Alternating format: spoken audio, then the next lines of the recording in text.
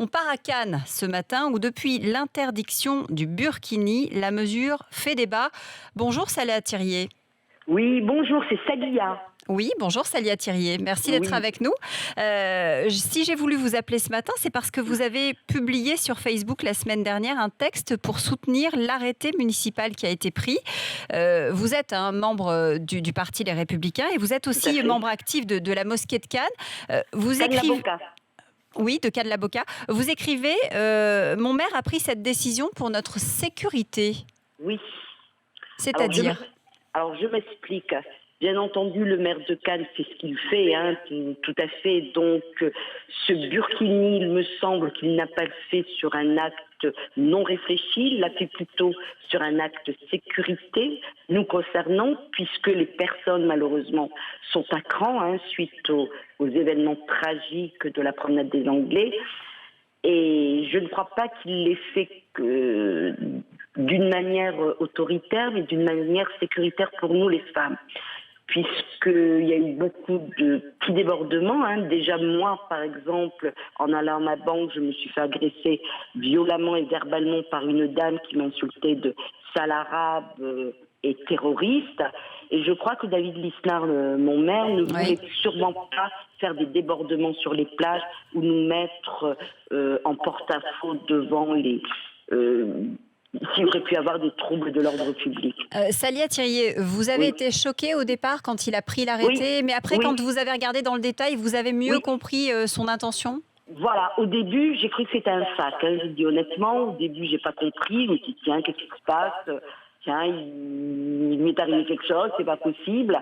Mais en le lisant bien, il ne dit pas que la robe, le voile ou la kippa ou la croix est interdite sur ces plages. Pas du tout. Il parle du burkini. Tout simplement. Donc cette forme de vêtement qui pourrait peut-être porter à confusion vis-à-vis des autres baigneurs ou nageurs des plages.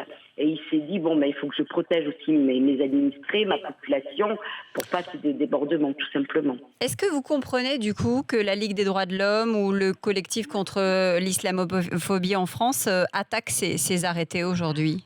Alors, il est bien entendu que en lisant cet arrêté, si on le lit sur une seule lecture, bien entendu, ça peut être choquant pour la dignité ou pour les femmes ou pour le pointage du doigt concernant les musulmanes.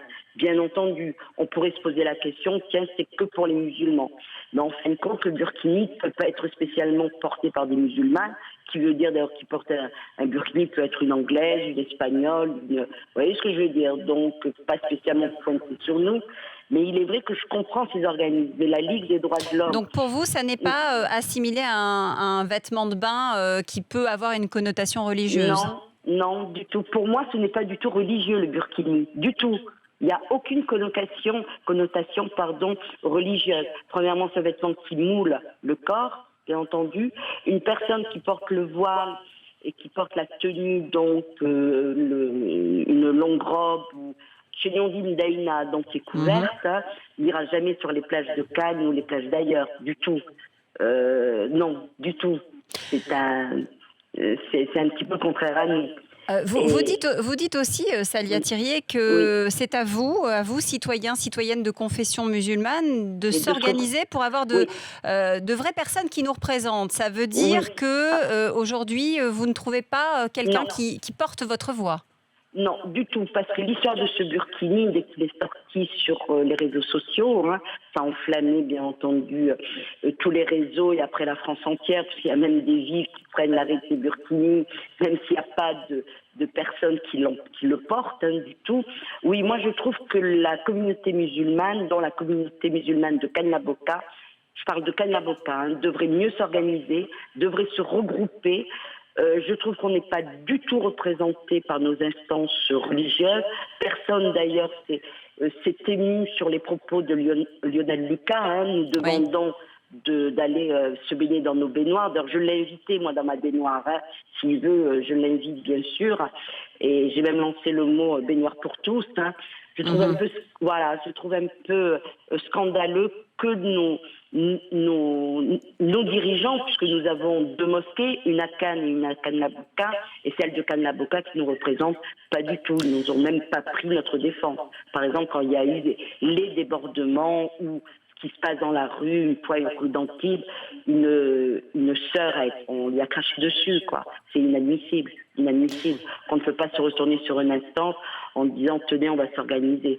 C'est comme mon maire aurait pu aussi, ou même peut-être il l'a fait, demander de quelle façon aurait été noté cet arrêté.